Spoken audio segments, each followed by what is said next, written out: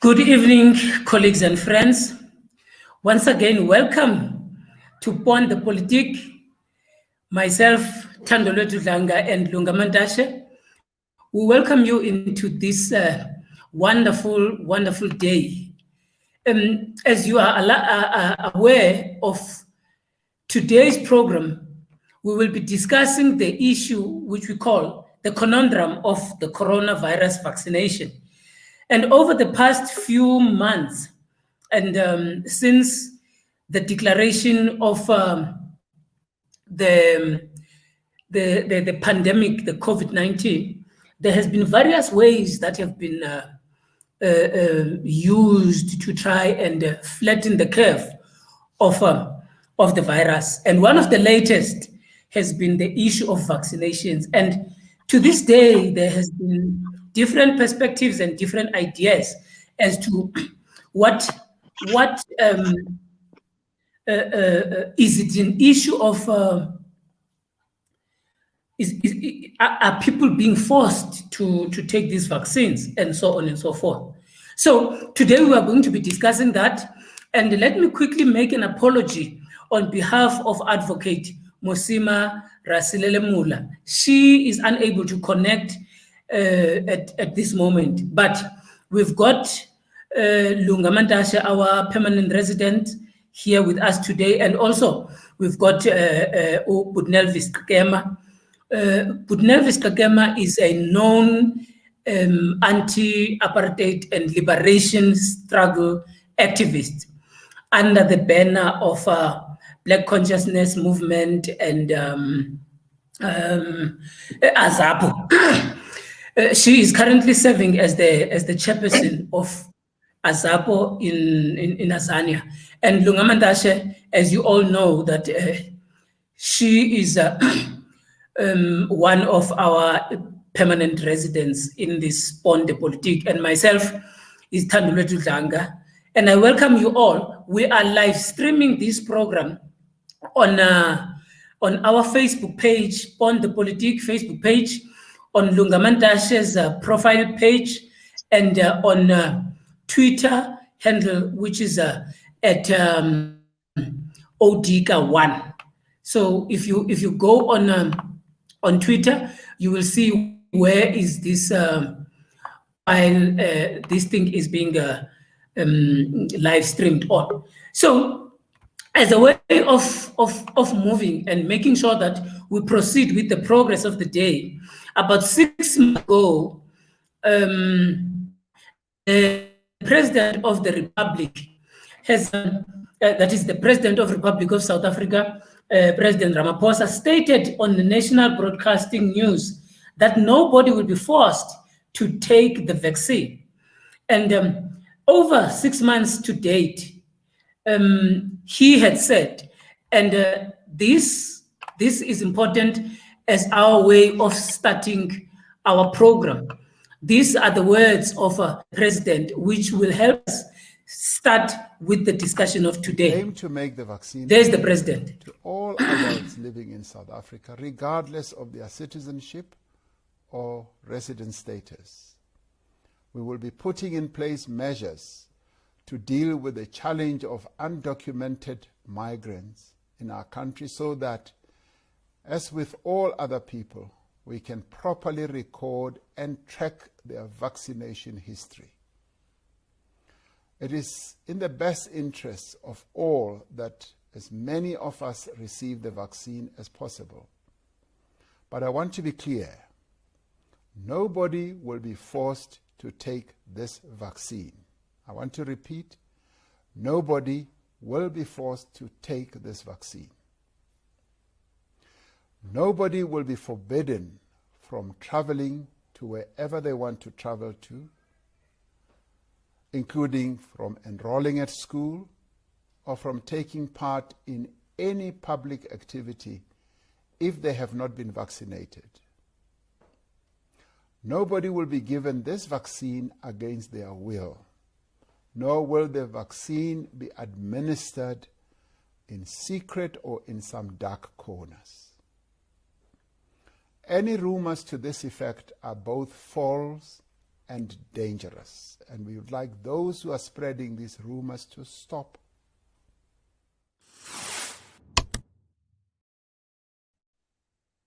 As you can see, and as you note with this comment of the President of the Republic, we begin our program on that perspective, because when he said this a few months ago, today it seems like things have changed, not only for the better, but it seems like things have changed for the worse. Why am I saying this?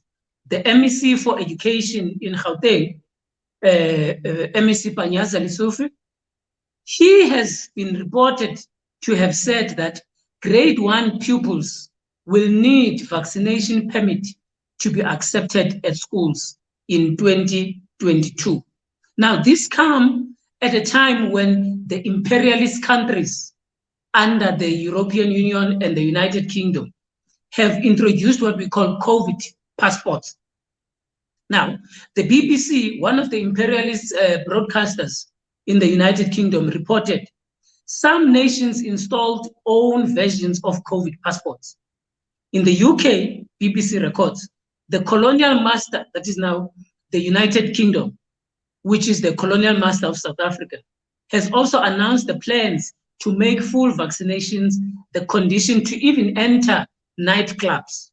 Now, because the UK is no longer a member of the EU, now even the EU itself has introduced the vaccine passports in all its 27 member nations. Now, with that consideration, we know that the United States of America, it has taken a different posture to the United Kingdom and the EU. They have ruled out this issue of vaccination passport, citing the issue of privacy and rights of the individual, which they have to be protected. But another colonial territory, which is Australia, has introduced also its own digital certificates for COVID-19. Now, in the case of South Africa, which is what we're interested in, there is South Africa is awaiting, if not already been gazetted, there has been a process where the employers were being consulted, which they want to promote the issue of gazetting the mandatory vaccination, under the argument that even then the individual rights can be limited. So we know that there is this argument that is taking place, and I want you to hear some of this. This is about a minute clip, and immediately when we move from that clip, we will then begin a discussion with Lungamandashe and Comrade Nelvis Kakeb. Listen to what the representative of the employers is saying in relation to this issue. Thanks for staying with us. Now, the National Economic Development and Labour Council has agreed on workplace COVID-19 vaccine guidelines. They're yet, however, to be signed and gazetted by the Employment and Labour Minister. Now, let's talk to conflict and employment dispute specialist Andre Vlok just about what the arguments and the debates are around this, because there's still a lot up in the air. Andre, thank you so much for joining us. He's joining us virtually from Gqeberha this morning. Now, you've been involved in an ongoing debate on social media about this issue specifically. Now, of course, if this was all black and white, it would have been easy to apply. But that would mean somebody like you, who's in the business of conflict and employment dispute management, wouldn't have any work to do, and it certainly wouldn't make things interesting. A no jab, no job policy, is that what we're looking at here in South Africa, or is it more complex than that? It's far more complex than that, Marcel. I think we all tend to, or certainly the marketplace tend towards voluntary vaccination. Most of the big employers that I've spoken to, they certainly want to see that. In a perfect world, we'd have that, but of course it's not that simple. And now, some of the things on either side, I mean, you can look at examples set internationally. That's what we've been doing all along since this pandemic started. I saw that in Australia, in healthcare facilities, in places like Victoria, they already have healthcare workers having to stand down if they're not vaccinated. But that's a healthcare workplace where you can actually make the argument that it is indeed necessary for them to be vaccinated, especially if they work in places where you look after the aged. But what about workplaces that aren't in the health space? Because they could open up themselves to issues like unfair dismissal and anti-discrimination laws, which are very strict and straightforward here in South Africa as well. It's a wonderfully complex debate, and it would deepen and get a lot more interesting in the next few weeks, I gather. We see that, as you mentioned, in Australia. We see it in the UK. The concept's not that strange. It's starting to be implemented. I'm working for a number of national employers who have decided that a mandatory vaccination policy is the best for them and for everyone. So that's what we're going. Yes, you can see there immediately where we ended that clip, there is an idea that some employers, if not many, have opted for this mandatory vaccination, and this is what prompted this discussion. And we had Lunga Mandashe in the line. We've got Comrade Nelvis Kagema also in the line. We asked a few questions, and they've got perspectives in relation to this. Comrade Kagema has written something on Facebook and giving a perspective. As much as he speaks about himself being a lay person, not an expert in this, but he does have a perspective in this. And unfortunately, because our advocate is unable to log on, she was going to give us a perspective or a legal aspect on these issues. But we will try with whatever that we have as things stand to move with everybody else with the limitations that we are having. Now, at this moment, colleagues and friends, there are places where you can put on your comment. On the comment section, you can put your question along, and you make sure that we are able to hear and hear you as well. So let us go straight to our first guest and our noble son.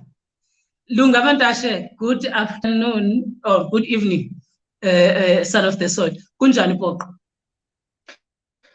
No, very well, thank you, Kunjani Kokel.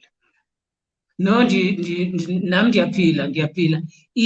Sound yako is a little bit low. I'm not sure what seems to be the problem, but let's go straight into it. Here is the discussion. Some employers, some countries, and you've heard me on my introduction. I'm giving you 5 minutes to make an intervention and give us your perspective so that we can start and keep the ball rolling on this very important discussion and debate. Over to you, Lunga. Yes, thank you, Tando. And let me also send greetings to the panelists present here. I think let's start from the beginning. You know, Ramaphosa is either a liar or a powerless man, because now we know for a fact that the government that he leads in different sectors and sections want to force people to take a jab. The presenter at ENC actually asked the question better, that either you get a jab or you get no job. That is what is taking place already. And I think the challenge is that some people are still expecting something to happen in a particular way, in a different way. To some people, it's like there's going to be a mass meeting of the country where we say, oh, tomorrow now you are going to take a jab or you're going to lose a job. That's not what's going to happen. The reality is that this has already started. The point is to resist it. The point is to fight against it. Let me just make a couple of points. The first one is that the whole thing, and I don't want to jump to deep ideological issues, I just want to deal with practical problems. The first is that there are many human rights that are going to be trampled upon by this policy. The first is the right to religion. The second is the right to free movement. The third is the right to health. And the fourth is the right to choice. And I just want to deal with each of them very briefly. If I go to Jehovah's Witnesses as my church, and I don't deal with issues related to blood transfusion or anything of that sort, if I don't believe in going to any hospital, in getting any medication, in putting in my system any kind of drug, my right is going to be taken away by force. Secondly, free movement. If let me just maybe make a right also regarding culture.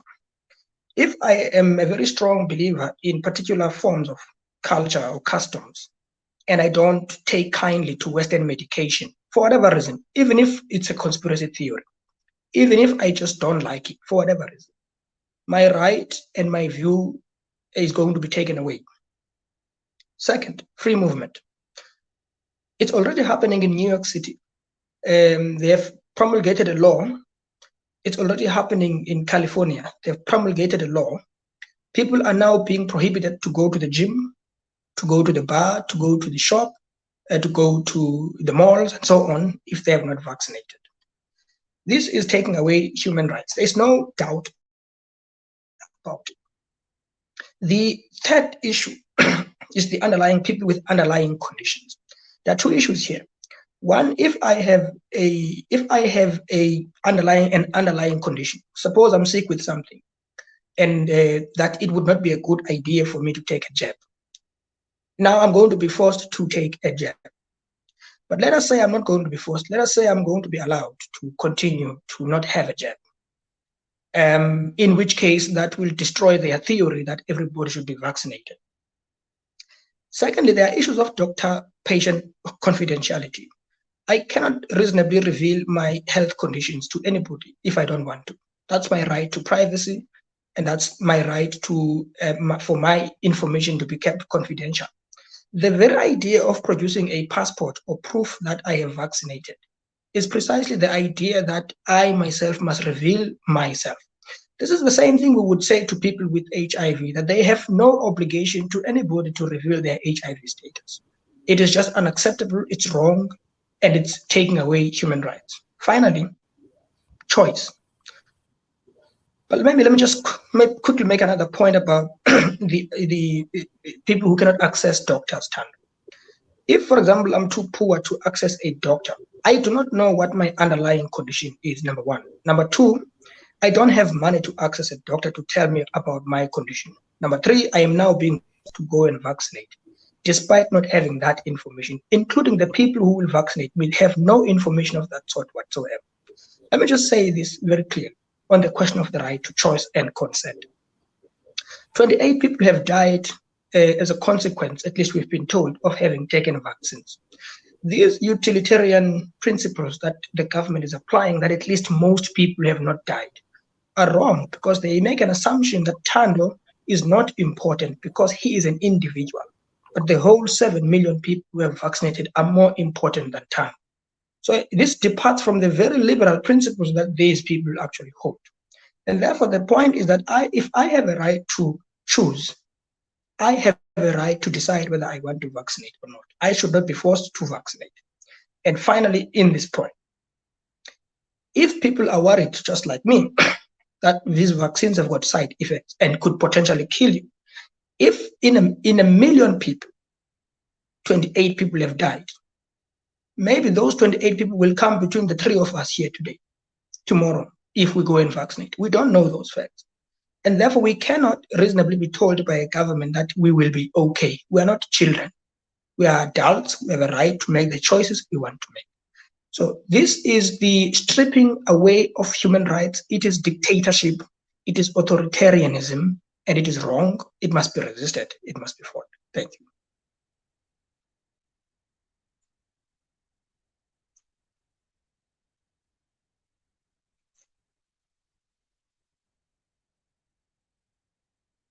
Enkosi kakhulu Lunga for that intervention. We appreciate it so much, and you've highlighted some of the very key and important aspects of this discussion, and some of them they move in different levels, in different understandings, which at the end of the day you ended up pointing an issue at the issue of the Constitution. As things stand, colleagues and friends, we are still struggling with Comrade Kagema, and I've noted the comments of the other viewers that are watching us on Facebook that they are hoping that the advocate is needed. She must be here to come and give us an input. Unfortunately, she is still struggling to log on. So for now, Lunga, it is still us. Comrade Nelvis Kagema is struggling there on the other side. But for now, let us continue. Let us move, because you will start to interrogate the last part that you are talking about. We move from the trajectory of the greatest or the best constitution in the world, which has is this one, the South African Constitution. It has been regarded as the best constitution in the world. And in the Bill of Rights, there is an issue that speaks to the right to individual privacy, the right to life, and all of those things of lawyers there. Now, in that instance, in your understanding, with that in mind, and employers, which I believe are the subsidiaries, they operate below the law of the Constitution. How do you who dictates to the Constitution here? Because it seems like we were told that the Constitution is the supreme law of the land, but now you are telling us that there is dictatorship that is taking place here. Who dictates to who, how, and why? No, look, I mean, let's be honest here, Tando. I mean, if you work for a company and the company tells you tomorrow that you need to be vaccinated within 27 days, let's say for argument's sake, and then you don't vaccinate, then the company is going to tell you that there is an occupational safety law according to which there must be a safe environment, there must be a safe working environment. So they're going to tell you that it is not safe for you to come here and work because you might infect other people. Mind you, they tell us that these people who are vaccinated can be reinfected. So in other words, even if I get vaccinated tomorrow, I can be reinfected. All they simply say is that the chances that I can be reinfected are lower. And then they say to me, if I get reinfected, the other benefit is that I am less likely to be hospitalized, okay? And then if I get hospitalized, I will less likely, I will not die, okay? I'm less likely to die, okay? And I've not even dealt with the questions of people who are immune from the disease, because there are people whose blood types are such that they are immune from the disease. In other words, are these people going to be forced to vaccinate? Why must they be forced to vaccinate? Let us say, for example, Tando, if you for argument's sake, get vaccinated tomorrow, and then you come and shake my hand the day after, and then you get you get reinfected for argument's sake. Look, these are not, for me, these are not complicated issues. These are very straightforward issues. I have a right to decide whether I want to shake your hand or not if you are not vaccinated or vaccinated. I have an obligation to do social distancing if I think I'm going to be affected. The responsibility does not lie with the government to tell people what to do, to tell people how to behave, to tell people where they should go and where they cannot go. It does not lie with the company to tell that it will be unsafe. Okay? So if person A and person B in the workplace are vaccinated and unvaccinated, if it is true, the theory that I will be more at risk than the person who is vaccinated, so why should anybody care if I am going to be in a risk personally? Because it is not a state's problem if I get sick. Okay, so the state is going to tell me that if you become sick, you will become my problem.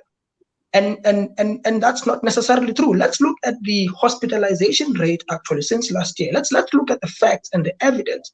You know, millions of people around the world have been infected by this virus.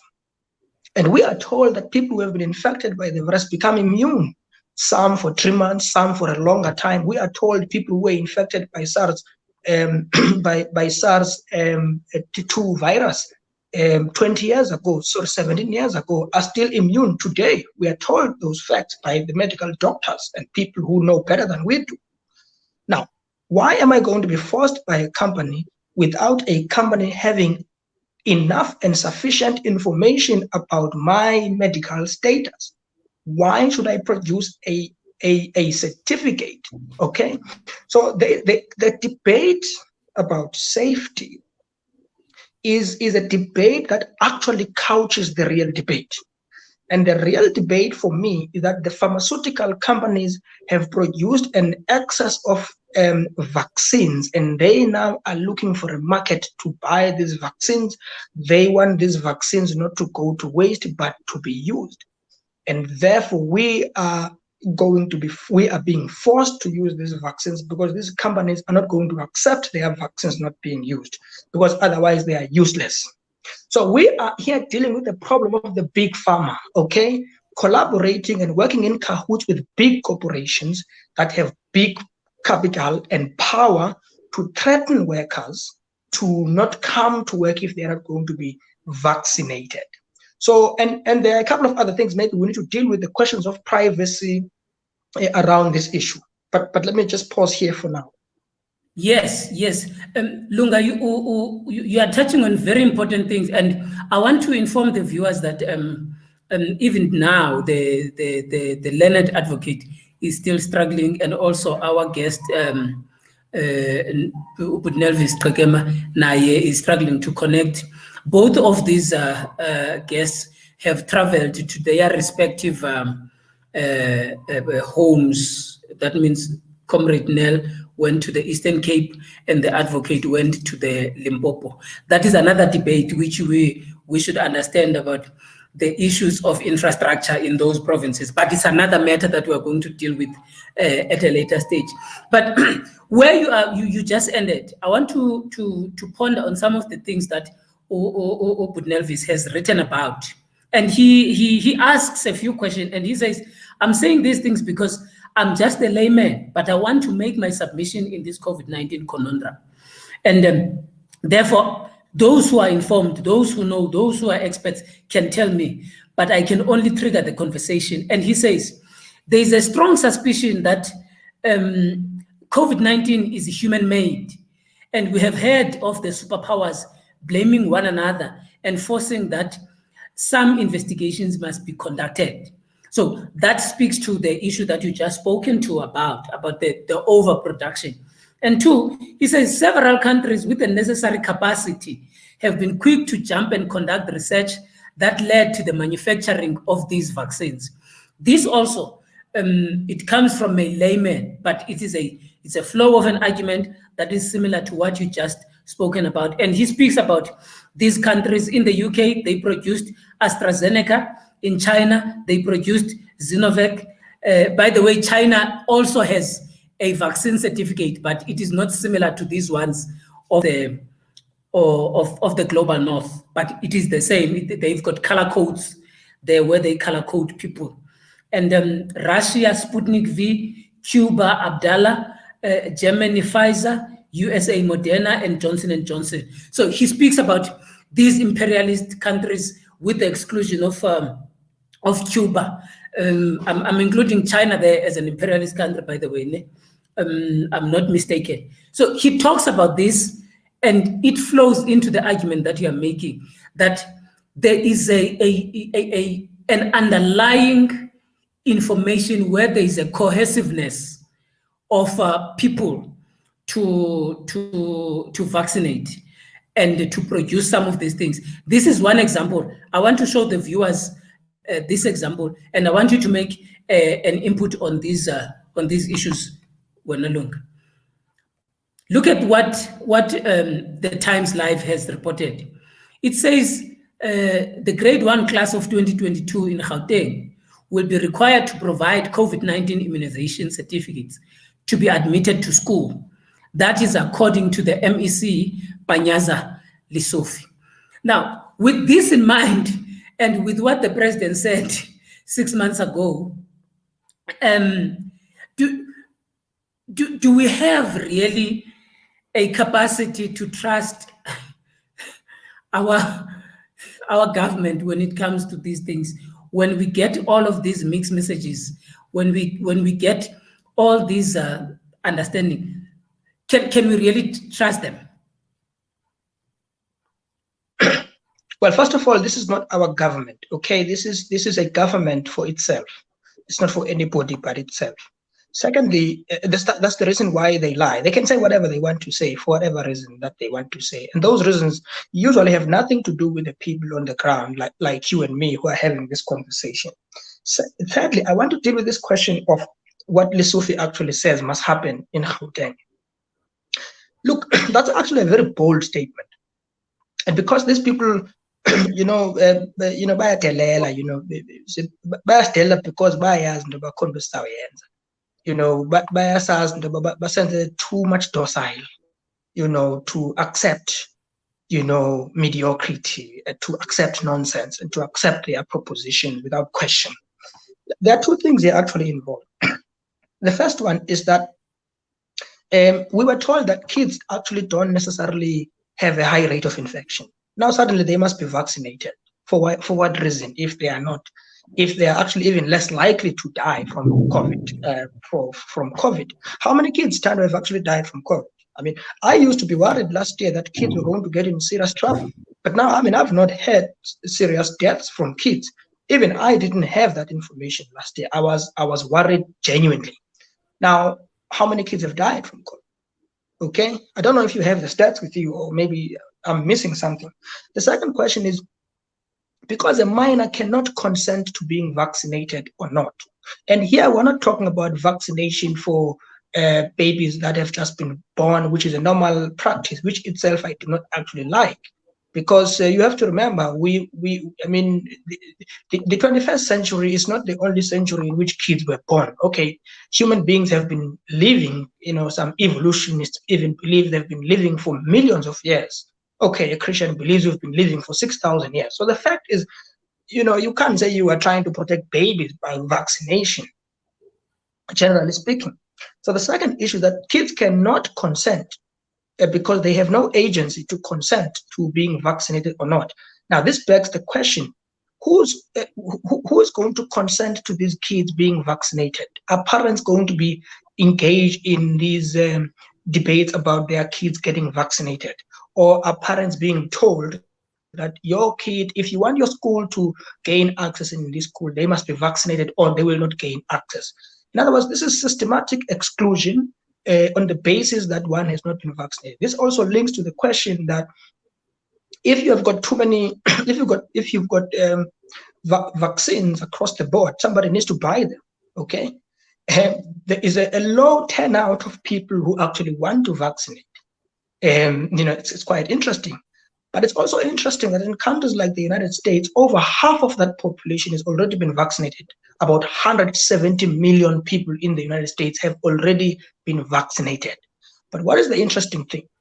The interesting thing is that that COVID itself, the rate of infection is not going down. It's going up in Texas. It's going up in New York City. It's going up in California. It's going up across the board, regardless of the fact that over 50% of the Americans have been vaccinated. We were told in this country that we need over 60% of the people vaccinated to achieve what they called herd immunity. So in other words, we've been lied to. And to your earlier question, there is no such reason to trust the government, because tomorrow we'll be told that, 60% vaccinated people will not be sufficient.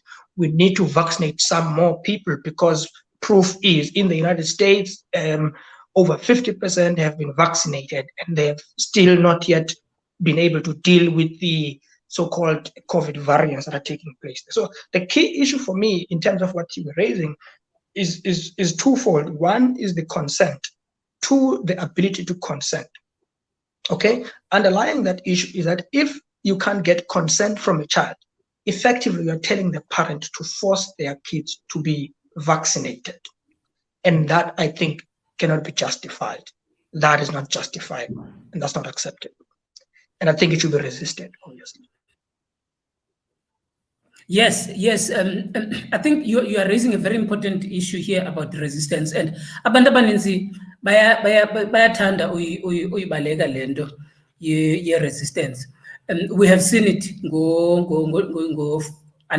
okay, Chief Justice Mogoeng noba ebe-resista njani ngendlela, but he came out boldly about these questions, criticizing the morality and the rationale of some of the decisions that have been made. So as people, we must resist where it is, we don't find satisfaction when it comes to our, because it seems like really we are being lied to. So I'm asking our viewers to participate.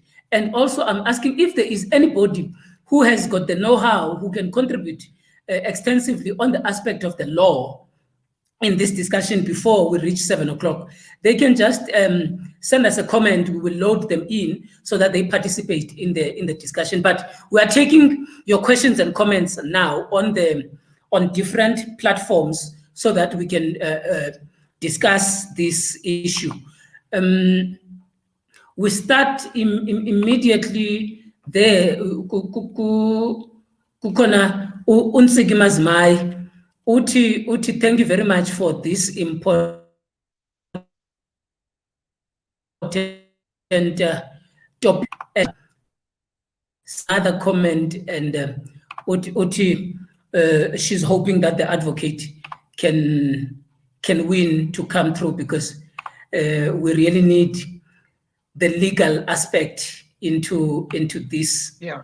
Into this, but also Ulwando makes Lunga. He makes a comment, and there's his comment. Uti Ulwando, the imperialists created the virus to keep the third world countries on the leash. For us, come to the begging for assistance for assistance from them. As we speak, we are already in their mercy. That is an ideological argument. It's an ideological argument. Is there something that you want to say in relation to that? Yeah, look, I think, if one reads the book by Walter Rodney on how Europe underdeveloped Africa, one already understands the point being made by Luando, and that is the question of the dependency theory, that Africa cannot develop because it must depend on Europe for its development. There are two reasons for that. The first is that the so-called international finance capital is actually European capital coming into Africa in the form of quote-unquote investors.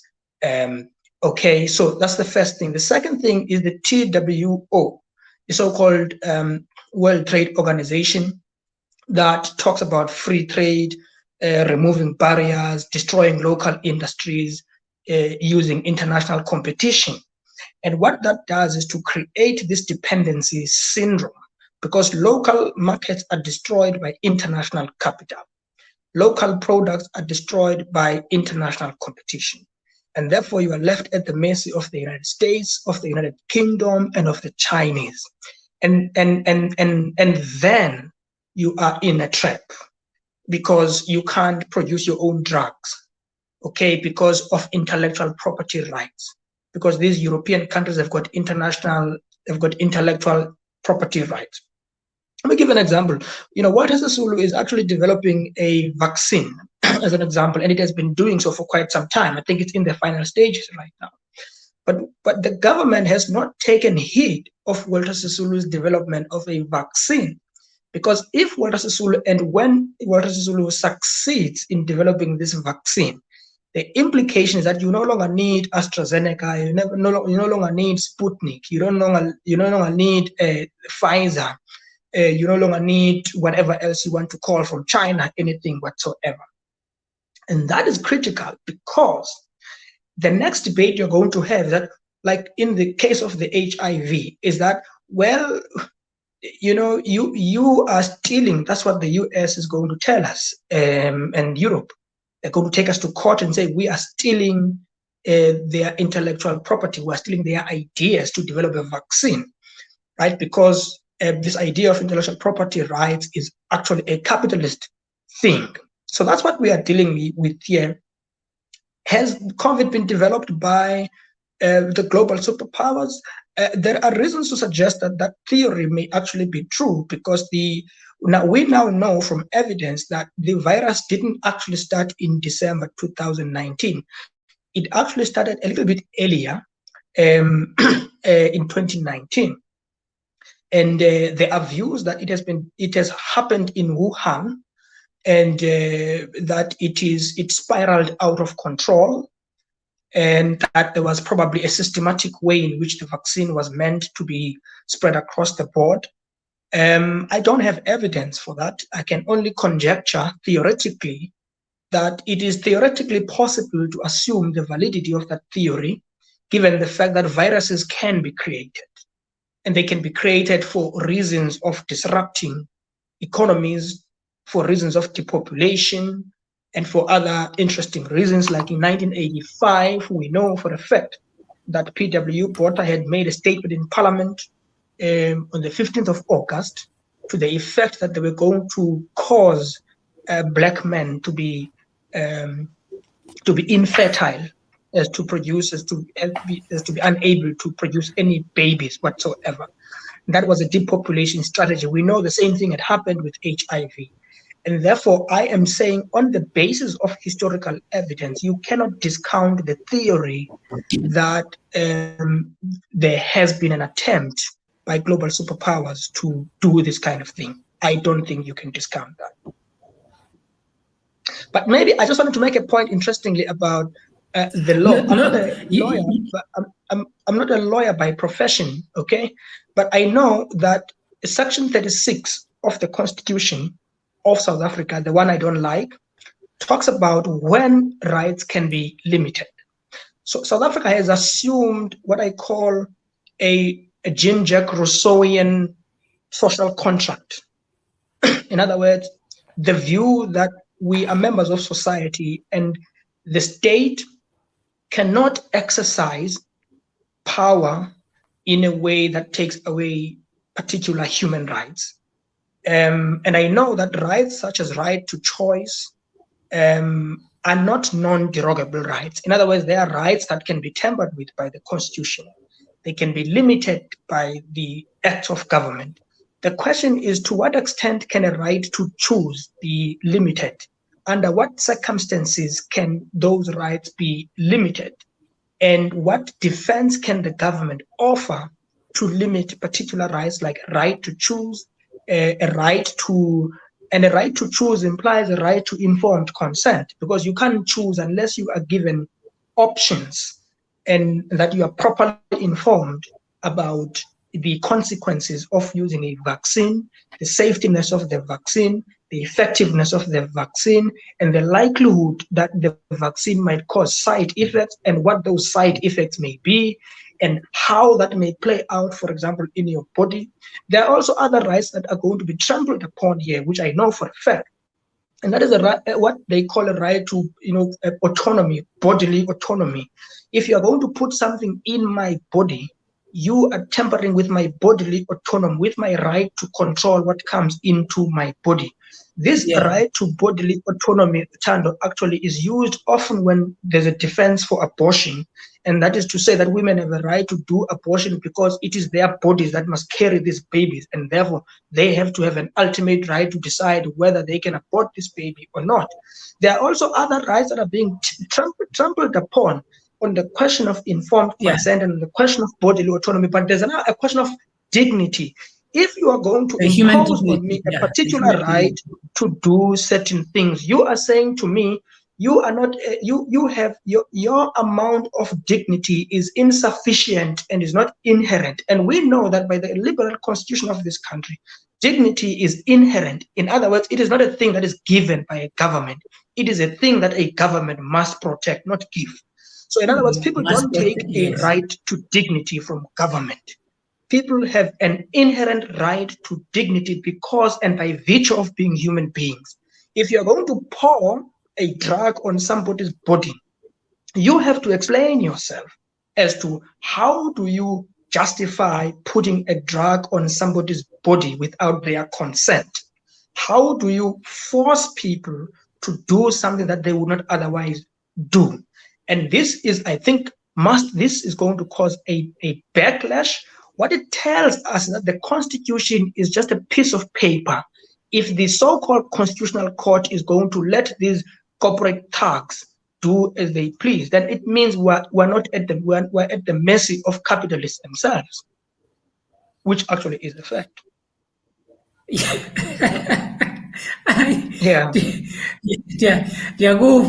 And it's for the second time now we are missing out on our jurists and our jurisprudence scholars, and I would have loved us to engage on these matters, because our preparation was developed around that, and especially that you were speaking on the theoretical framing where Jacques Rousseau conceptualizes natural rights in a manner that he speaks about, and he takes that from other philosophers.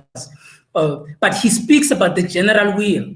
He speaks about the general will, which majority of those who are aspiring to defend the issue of vaccination, they use it. But on the other side, there is a libertarian approach to the law that speaks to the issue of you just spoke to dignity. That speaks to the issue of right to choose. That speaks to the not only that, the morality of a particular law, even if it's a general will, but could that be? Does that general will, can it be justified? Can it be backed up by the moral standing which benefits the entire society? So those are the questions that our jurists would have wanted them to speak to. There is another question here. Unomasiki is on Twitter.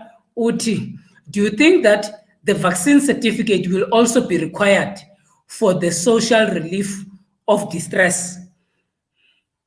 Remember, this question, I think this question is the same as what Lisuf has done and the others have posed of. I think that is actually a very interesting question. I'll tell you why that question by Nomasigi is interesting. There are two reasons. The first is political, okay? And the second is political again. You see, the political question is whether the ANC is going to calculate. I think that's what the ANC is going to do. The ANC is going to calculate whether people that I give this 350 to are more likely to not vote me out next year for forcing them to take a vaccine before I can give them 350. The second way to look at it is to say that getting a jab is going to cost 350. That's the second way of looking at it. In other words, the government is going to pay you 350 provided you take the vaccine. But do I think that this is going to happen? I think that the ANC is probably going to do that. I'll tell you why I think so. I think because if you look at the population that is working currently in South Africa, you're talking about roughly 16 million people. And people who have vaccinated to date are just over 7 million. Once the government gets to that number of, remember they are struggling to convince people to vaccinate now. And they are accusing people like you and me of being anti-vaccine conspiracy theorists. In other words, if you disagree with the vaccine, you are a conspiracy theorist. So they are struggling to convince the South African population to believe in the vaccines and to take the vaccines. And secondly, they want to achieve herd immunity. Now, if they want to achieve herd immunity, they need to vaccinate over 60% of the people. I've just given you a simple example, Tando, that in the United States, they have vaccinated over 50% of the Americans. But the stats of vaccine infections, COVID infections are still going up in the United States, regardless of having vaccinated over 50%. What that tells you is that the bar they had put, that is to say, the bar of 60% to achieve herd immunity, is not going to be achieved. So what is their final option? Their final option is going to use social grants and to use and to tell people working for government that if you want to come to work tomorrow, if you want to get your 350 tomorrow, you have got to vaccinate. That's what's going to happen.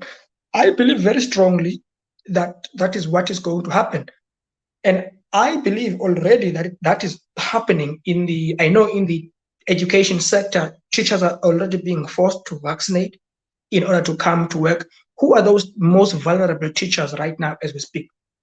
Some of them are those teachers who are working on contract, okay? If you are a teacher who's working on contract, you are more likely to be forced to vaccinate, okay? And you are more likely to agree to that, okay? Secondly, you've heard what the unions are saying. If you've listened to, if you listen to SATU very carefully, SATU has encouraged teachers to go and vaccinate. Now, what do you think SATU is going to do when one of its members is being forced to vaccinate? Because the thing about it, like I said in the beginning, Tando, there's not going to be a mass meeting in the country, okay, that is asking people to come and vaccinate. It's not going to be a mass meeting. What's going to happen, and what is happening already, is that you are told as an individual that, hey, Tando, you need to vaccinate. Your boss tells you at work, your HOD, it tells you at work, you need to vaccinate, and you need to produce a certificate that you've been vaccinated. And they're going to tell you nicely that we think you're going to affect other people, and that's why you must vaccinate. And that's going to be it. And then if you refuse, they're going to say, Tando, we are afraid we're going to have to let you go. So I believe very strongly that what we are debating here is already happening clandestinely. A forceful hand is being used by power at corporate institutions and so on. And what makes this very easy for them to achieve is the very fact that if you are in a vulnerable position, you are more likely to agree to any form of abuse because of the position in which you are. Now, you're not going to ask a CEO to bring their own vaccine certificate, for example. You can't ask your HOD to bring their own certificate, for example. But even if they were to bring their own certificate, it is no reason for them to tell you that therefore you must do the same thing or get out, in the form of being fired.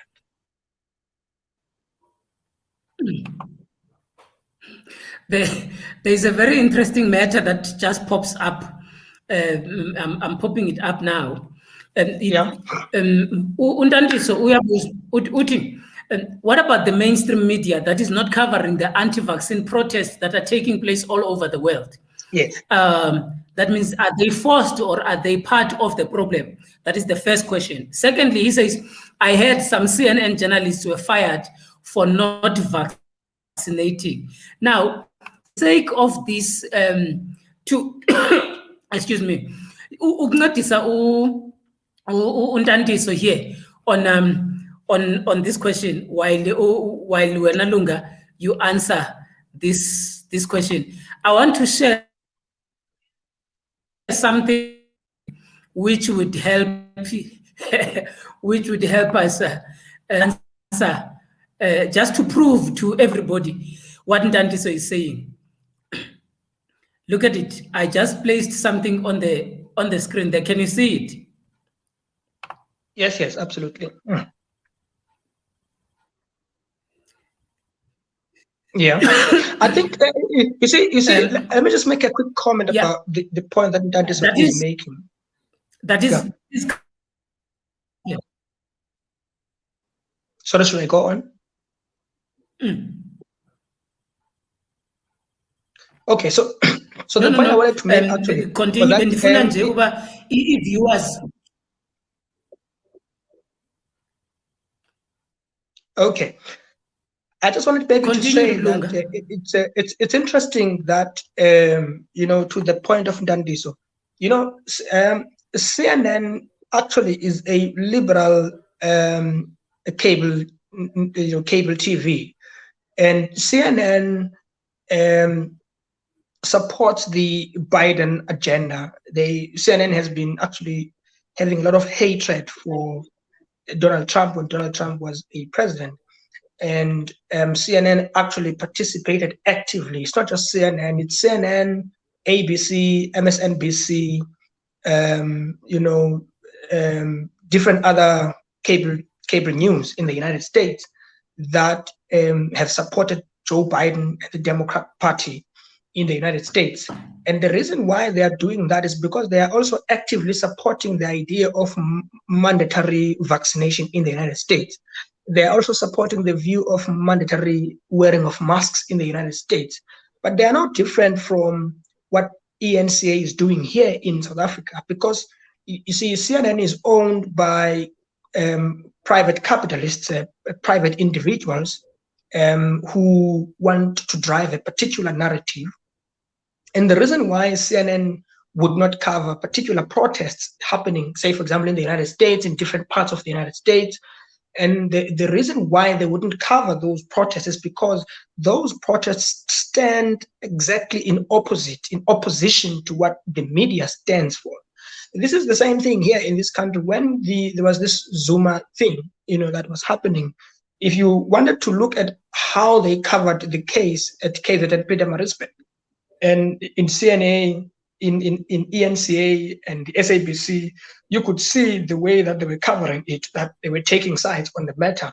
So the media is not neutral as we understand it to be, or as we're told it is. The media always takes sides on the issues. And that's why the media has been less critical of Ramaphosa here in the country. So that's the nature of the media. It takes sides. It would not want to give wide coverage of anti-vaccine protests, because what it would do, remember, the more these campaigns against forced vaccines and against vaccines, the more they give these things coverage, the more these things gain legitimacy and power, and the more these things challenge their own legitimacy. So the reality is that the media works in cahoots with capital to propagate. It's a propaganda instrument, to put it mildly, of capital. But Lunga, I'm making an intervention here because on the point of Biden and the media, before we go to the next comment, on the point of Biden and the media, the imperialist BBC media has reported yesterday that the USA does not support the vaccine passport. And they're citing the issue of, I've said it in my introduction, the issue of privacy and rights that must be protected. And do you think there's a double standard? Excuse me, Tando, excuse me, my dear comrade. The BBC is lying, okay? The Governor Cuomo, who has been accused of serious sexual scandals in the United States, is the guy in charge of New York, and Mayor de Blasio is in charge of New York, the governor. So I mean, and these guys have spoken fairly recently that they are pushing for mandatory testing. These are state laws. I'm not quite sure what BBC is talking about. BBC is driving a particular propaganda because BBC itself didn't like Donald Trump. Okay, it was in opposition to Donald Trump. You know, BBC is part of the clique that actually laughed at the very idea that Donald Trump was contesting for election in 2015. And so the point is that BBC is lying, and CNN is not covering legitimate news because a fellow, for example, like Chris Cuomo, who is a presenter at CNN, you know, his brother is the one who is in charge of New York City, okay? And people like de Blasio in California, for example, are the people that are highly connected or are supported by the CNN. And so my point here is that it's not true what the BBC is saying. And I would suggest to everyone to be extremely skeptical of the things that the news are telling us, because they are not sincere. Let's look at different kinds of media stations that talk about these issues. For example, now if you go and watch, for example, Fox News, because Fox News hate Biden, so Fox News is likely to give you a more accurate news than the CNN in the current epoch in the United States. Now, in the previous time of Donald Trump, you were more likely to get false news from Fox News, okay, and perhaps news that bashed Donald Trump in CNN. So the reality is that the media is also split between different capitalist interests, and I think that's the point I need to add here.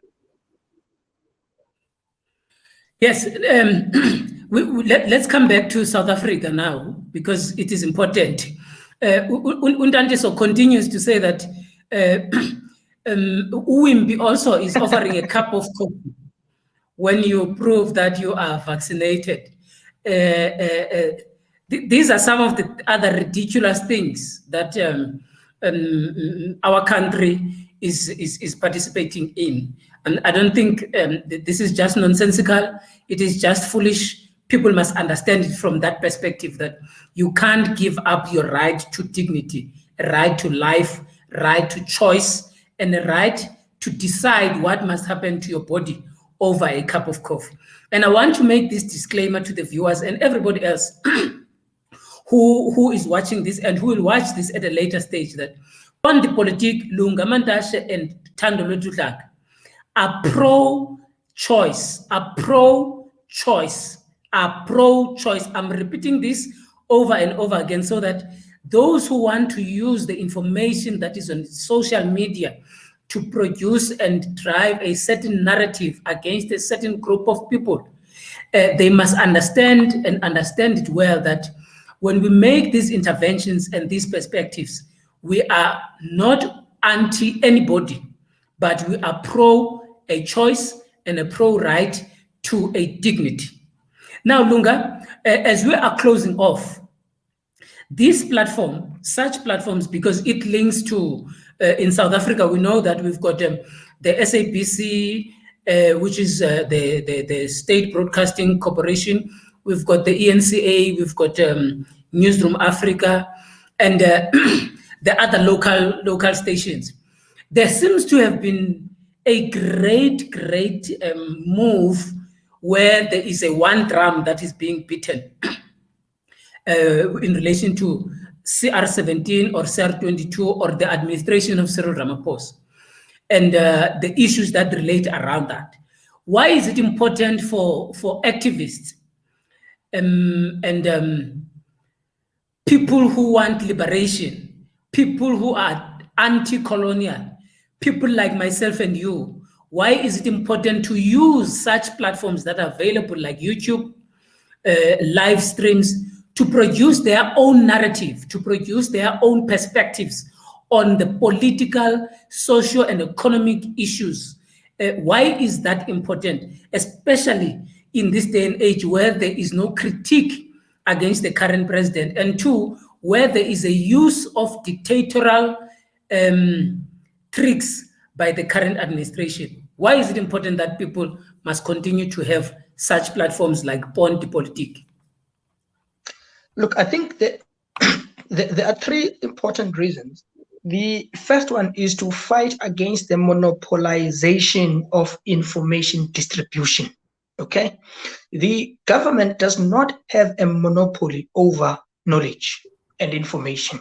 Okay, they may have some secret information, but they have no monopoly over what is right and over what is wrong. You know, that for me is a critical aspect. The activists and revolutionaries have a responsibility to critique, to challenge, and to educate the population on issues that affect it.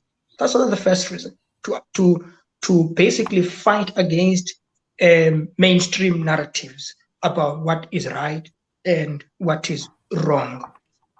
The second reason really is to not just fight the way that information is distributed, but to actually offer a counter narrative to power. You see, because you have to understand that people take decisions on the basis of what they are being told by the government and by the media, because they deem government to be honest, or if they don't trust the government, they don't know who else to trust. But the third important element is to also think about challenging the so-called experts. I'm saying the experts in inverted commas. Why is this important? Because experts are not always innocent. Experts do not always tell the truth. Experts are employed to drive certain narratives. Like an editor of a news station, the editor edits information, decides which information is going to go to the public, and decides how that information is going to be presented in the public.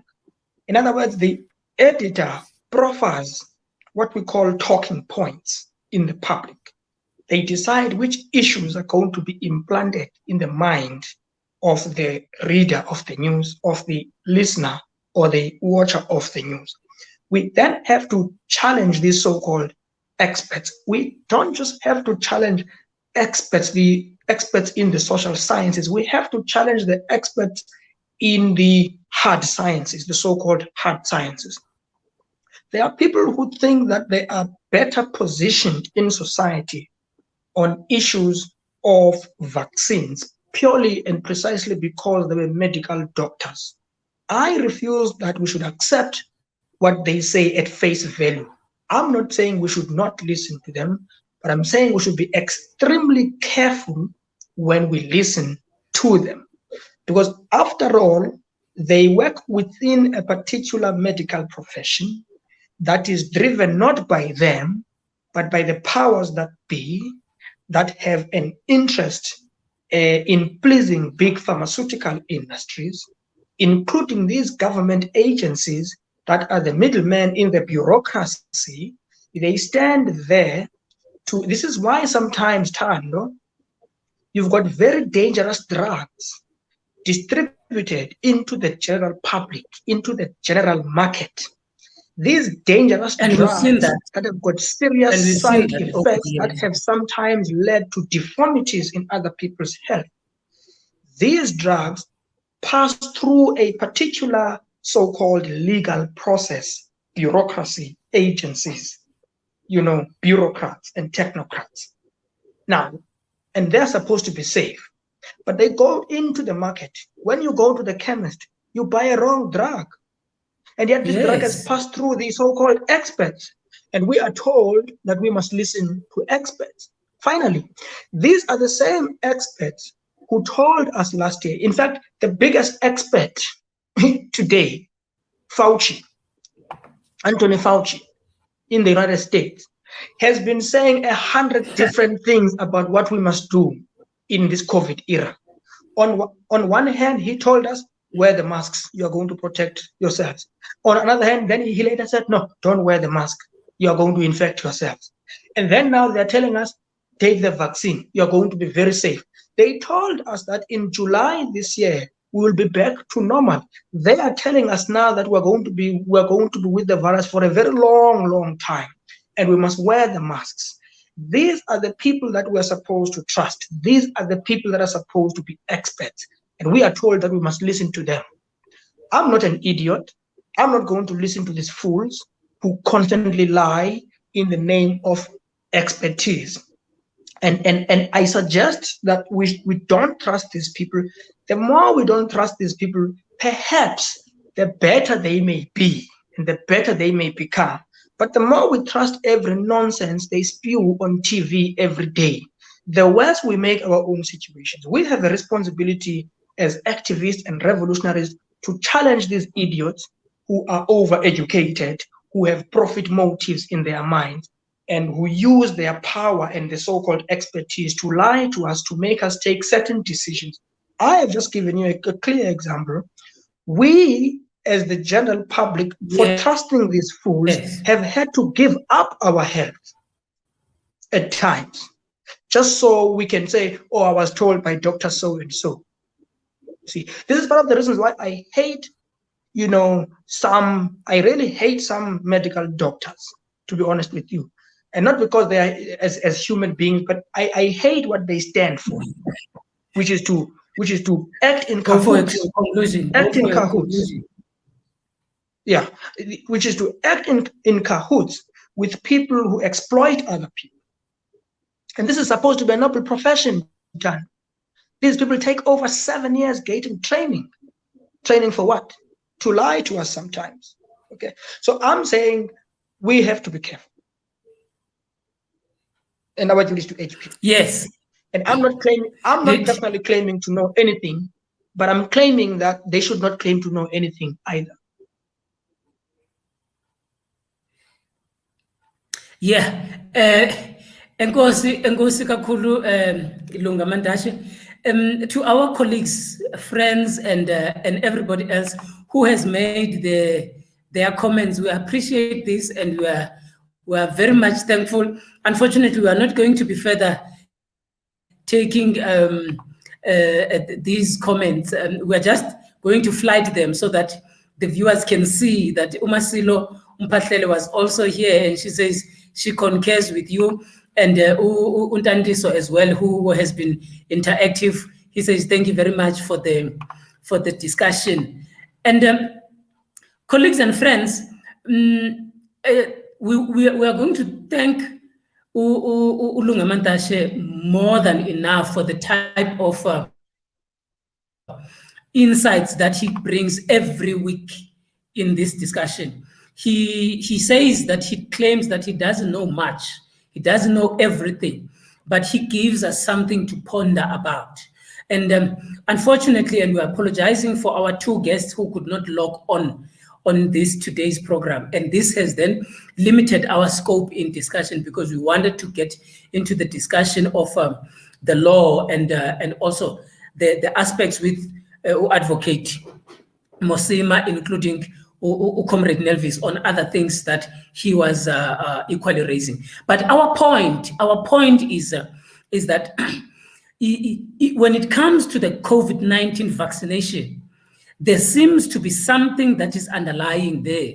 As much as we were told that nobody is forced or nobody was going to be forced, there seems to be something that there is some coercion that is taking place. We are not sure.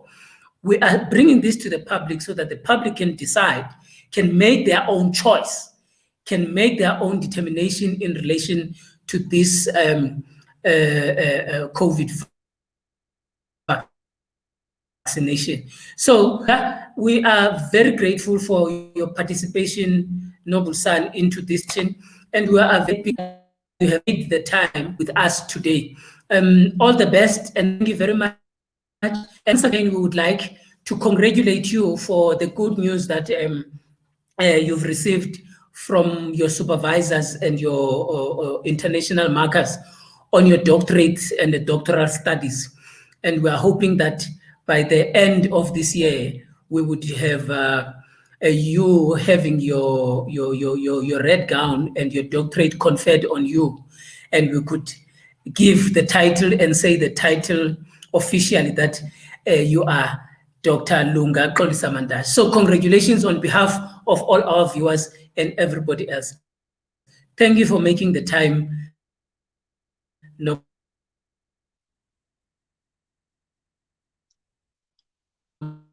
All the best. Thank you very much.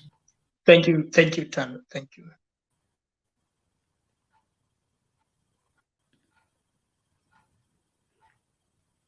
Now, at this,